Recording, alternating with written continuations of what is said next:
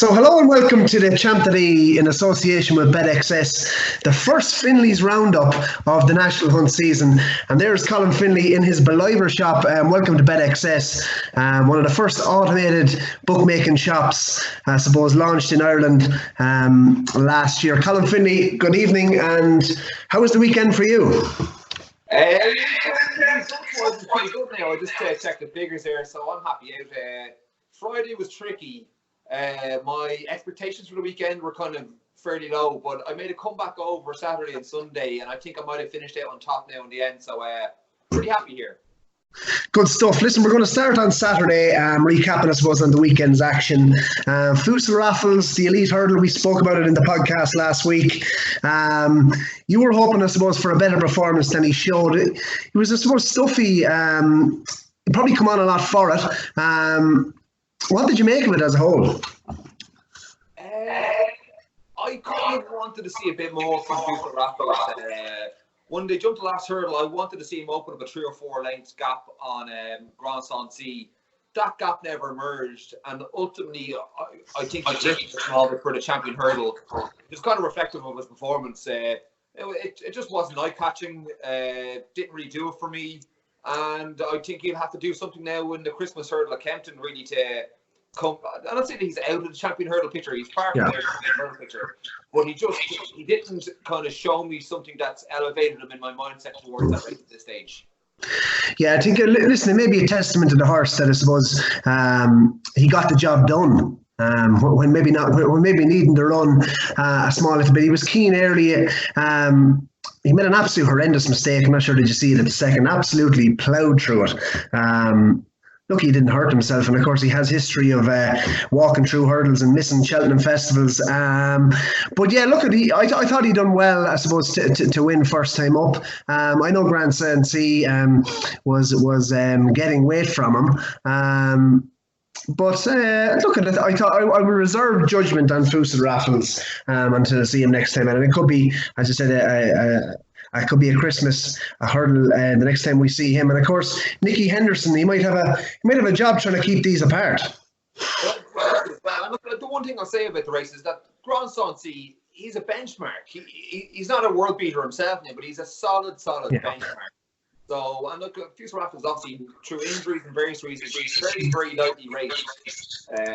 You have to give the horse scope to improve with a bit more racing. So, look, while he wasn't flashy, a couple of things in his favour is that he's lightly raced, will hopefully improve with a couple of more runs, and the fact that Grand Sancy is a solid benchmark, if unspectacular.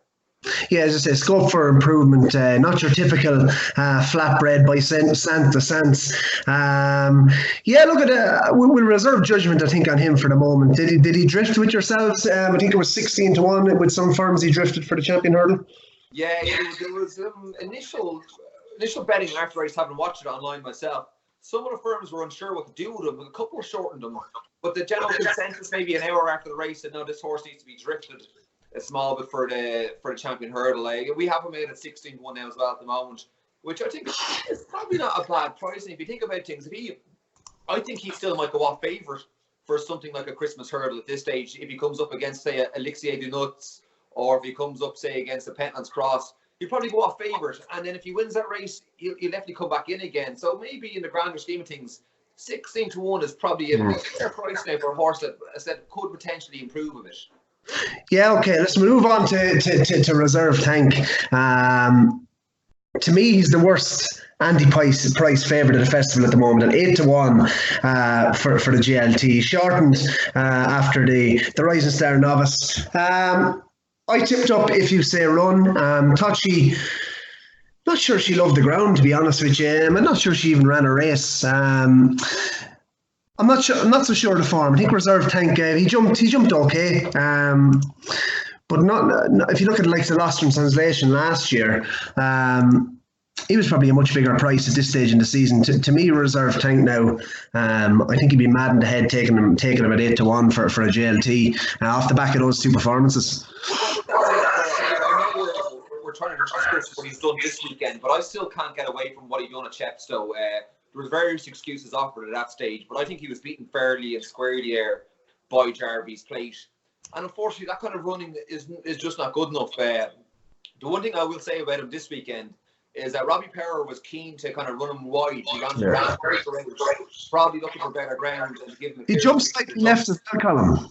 But he did cover about 7 or 8 lengths further in distance-wise than any other horse in the race. So while the end winning margin wasn't probably spectacular, I think he did cover more ground. So, but look, Reserve Tank again is another one. He's almost like Fusil Raffles. You're gonna have to see again over Christmas to really make your mind up on him. He's in this buffer zone of he's better than average, but he's not quite in the Cheltenham frame either for me just at the moment in time. Yeah, well, you say that he covered 7 or 8 lengths more than the rest of the field. If you look at the Racing Post, analysis after the race, it said if you say run, jump left. To be honest with you, I thought, given the race, if you looked at both horses, I thought Reserve Tank, I thought the two of them kind of jumped left as they went around, and him notably, probably more than if you say run. That was my take on it when I watched back the replay. Just other two horses, Colin, that caught my eye at Wincanton on Saturday was a horse actually from in the bumper, Jeremy Scott's Sizable Sam, and was bought for about 18 grand in May 2018. We haven't seen him. He's a big individual. He's a big boy by Black Sam Bellamy. Travelled like much the best horse in this race. Was kind of on the front end. He won everywhere bar the line, but confirmation bias of Paul Nicholls was bought for a big figure. And it took a while maybe for the penny to drop, and he chinned him on the line. But I just thought the way the Black Sam Bellamy horse, Sizable Sam, I thought the way he travelled, he looked like the best horse in the race, and I think first time out that was a good performance. There was no money for him, 20-1, but I think he'll be winning races. That's that Sizable Sam. The other one was Edwardstone. He was extremely impressive, Colin, for Alan King. Has form tied in the bumper, in his bumper at Warwick last year with Chantry House, who we're yet to see for Nicky Henderson. And I just thought he jumped very well. He's not short on pace either. Bred to probably get further than 2 miles, but a top jumper I think for the season for Alan King. And if you look at Fiddler in the Hoof, who finished second, he was only beaten by 2 lengths by Tyne Hill as well, who was third in the champion bumper. So I think Edwardstone, he's one definitely to keep on side I think going forward. And obviously Chantry House, I can't wait to see him this year. He's one of me 20 to follow, so we'll be looking forward to him when he gets out. Anything else caught your eye at Wincanton? You kind of covered it fairly well there. There wasn't a whole lot else at Wincanton that really jumped out at me. I'm trying to think elsewhere. Going back earlier on the week, I don't think we mentioned this on the podcast tonight there, but I thought Champ was pretty good there for Nicky Henderson the other day there. Really stayed on. He hit a small bit of a flat spot between 2 out and 3 out, but it was a proper staying performance. And by the time we got to the finish line now, it looked like he could have went for another lap. It did. I have to say, in some chase races later on in the year. Yeah, I have to say, I agree. He's a huge engine, and he hit the line. It looked like he could go around again. But to me now, his jumping wasn't wonderful. His jumping wasn't, obviously, you're talking 3 mile. You're not going to have to be as slick as if you were running in the likes of a 2 mile Arkle or a GLT. I think RSA is probably going to be the target with him. I'd like to see him jump a little bit better now before he be getting stuck in. Again, he's short enough, Colin. He's probably 8-1 with yourselves for an RSA. Just talking about the novice chasers over the weekend, the one horse that did, I think, put in a good show jumping was Fakir Duaries today in Navan. I thought he jumped very, very well. For a small enough horse as well, if you're looking at the replay again, the race side, look how he stands up next to Mellon. He's about a hand and a half shorter than Mellon, but Jesus, he's a brave horse. And he's starting to become one of my favourite horses because he gives a good, honest running every time he runs. And he's small and diminutive. I got a soft spot for small and diminutive chasers that jump well. They're little battle-hardened horses, and that Fakir Duaries, I thought he was quite impressive and probably the best jumping chase performance I've seen over the weekend anyway from a novice. Absolutely, yeah. No, I we'll probably come on, I suppose, to Navan in a moment. That's fair enough. I thought he got. I thought Mark Walsh made probably a bold enough move. I still think, I look back at the replay there. I didn't actually see the race live. I didn't make it to Navan today. Ronan Groom was sending messages into the group to see that we make. But anyway, Mellon, I think he'd probably end up the best of these. Thought it was a good performance by him as well. He looked a bit big. Reports that he was a bit big in the paddock, and I think he'd probably improve second time out. I like the way he battled as well. He was ridden to close. I thought I suppose he ran a good race as well. Fakir Duaries, I think he might have been I suppose, got an easy lead, but he did jump well. You're probably right there. Just back to Naas, Colin, on Saturday. Tornado Flyer. Well, he was one now. I suppose he won the big bumper at Punchestown, was it 2 years ago? He had his issues. Lovely chasing debut. It was a battling finish there. Now it certainly wasn't a wide margin win there, but he had to fight it out there towards the end, and he got his head stuck down and showed some battling qualities. Yeah, could stand it too. And the thing about Naas on Saturday, it was a cold, windy day. Now I'm not too sure what the right direction was. If that wind was a headwind into the home straight there, that would have been a tough finish. That would have been a stiff finish up there. And I thought he battled well there. Tornado Flyer again in a tight enough finish, got his head down and battled the whole way to the line. Yeah, no, the thing about it was all hands and heels as well. I thought he jumped very, very well. He was foot perfect almost the whole way through. And Tower Bridge, who I think he finished back in third or fourth, I didn't see the full result. Tower Bridge, he reached a decent level last year in the 140s.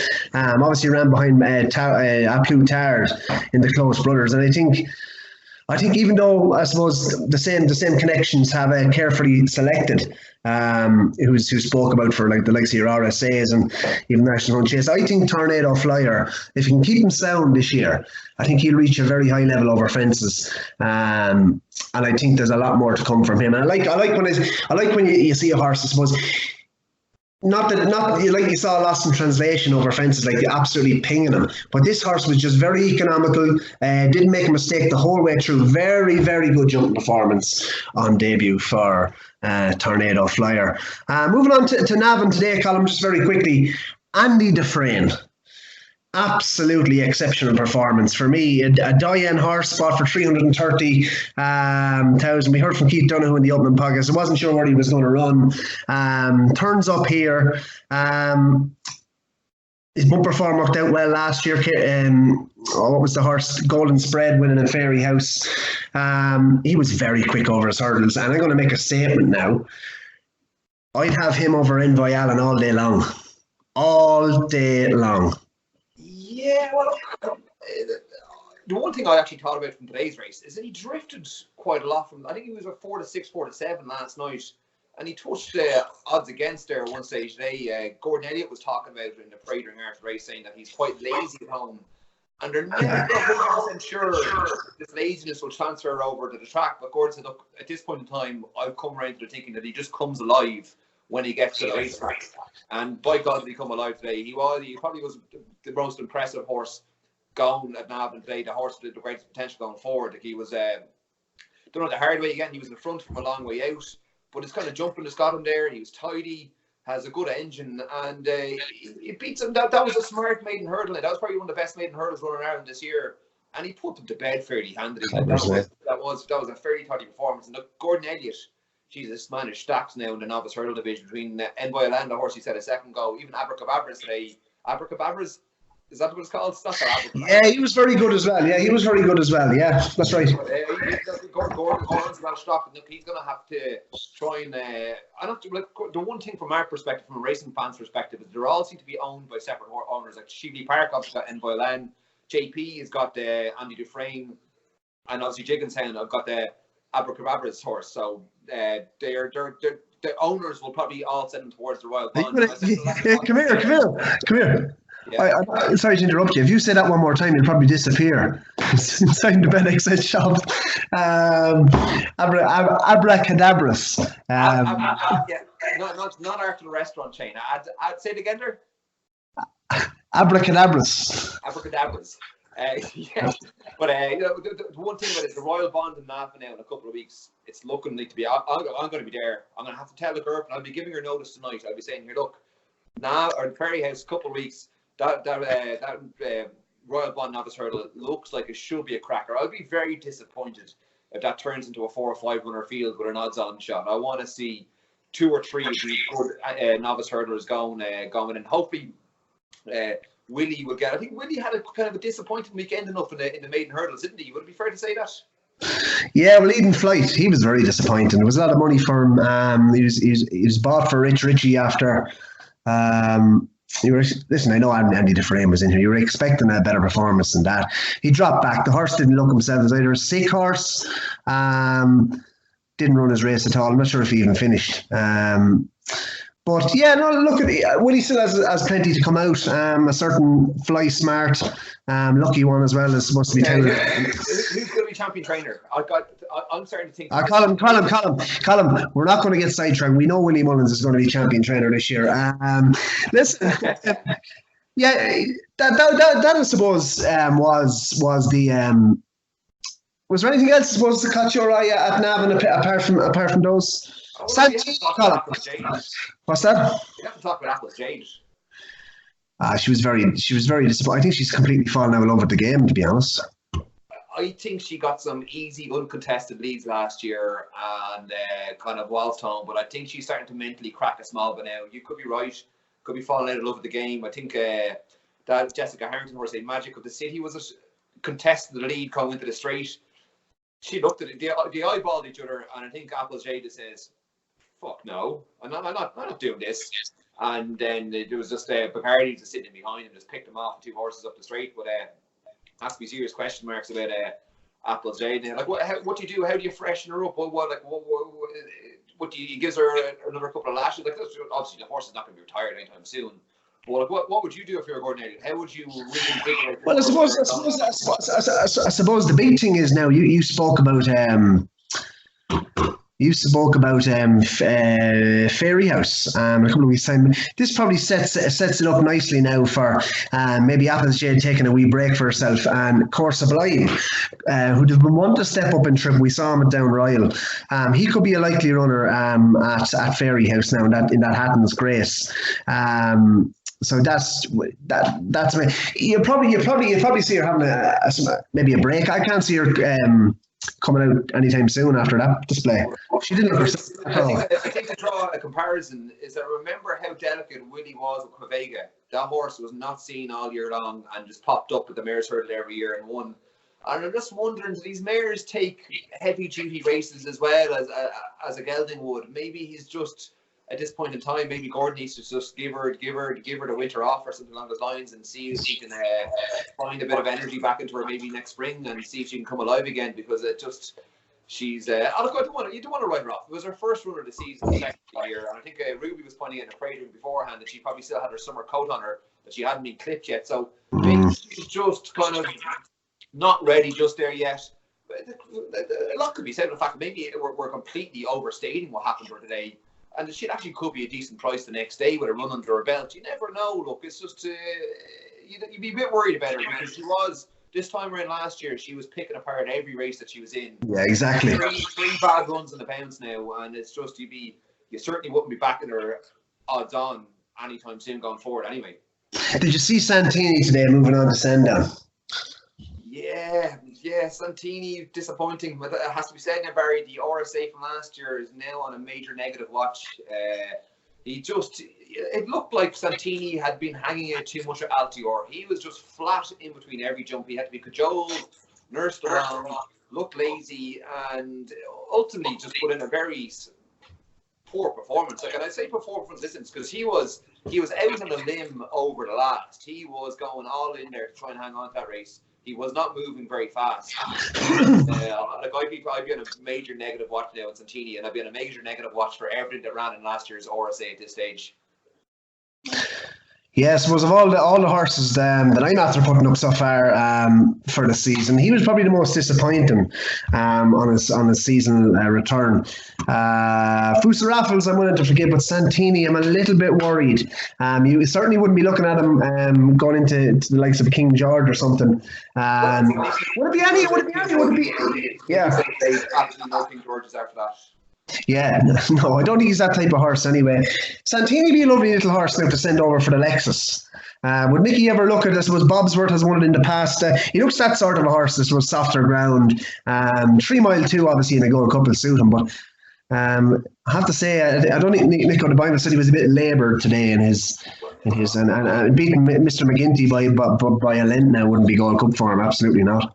Well, I think the question more is what Irish horses are going to be sent from Ireland across to the King George, because when you survey the terrain out there for English Gold Cup horses, they're starting to look very bare on the shelf there now.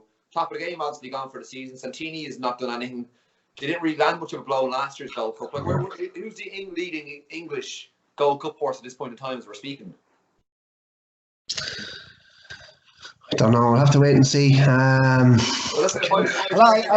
Depends on Kenboy as well, doesn't it? Decided to see if that, I suppose, situation can be cleared up before Christmas.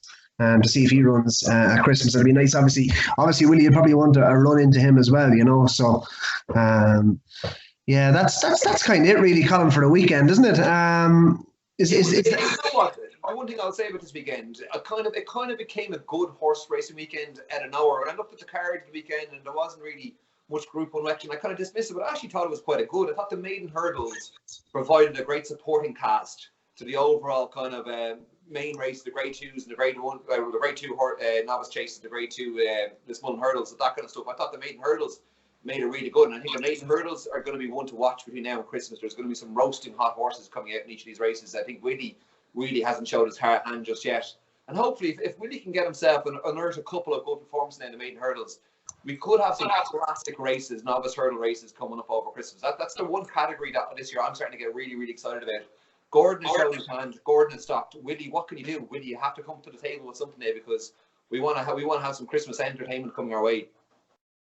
Oh, I think when hasn't Willie come to the table with exciting novice hurdlers? I think you just have to wait and see. As I said, Fly Smart, maybe Lucky One as a horse for Jared O'Sullivan as well, who could be out over the next couple of weeks. But that's it, Colin. We'll wrap it up for this weekend. We'll be back next Sunday, yourself for the Finley's Roundup. We'll also be back on Thursday night as well, previewing the November meeting at the Cheltenham Festival, and Punchestown next weekend. Of course, Classical Dream, potentially making his season return in the Margiana hurdle. So that's it, Colin, and best of luck tonight. I'm going to talk to you next week. Talk to you. Bye.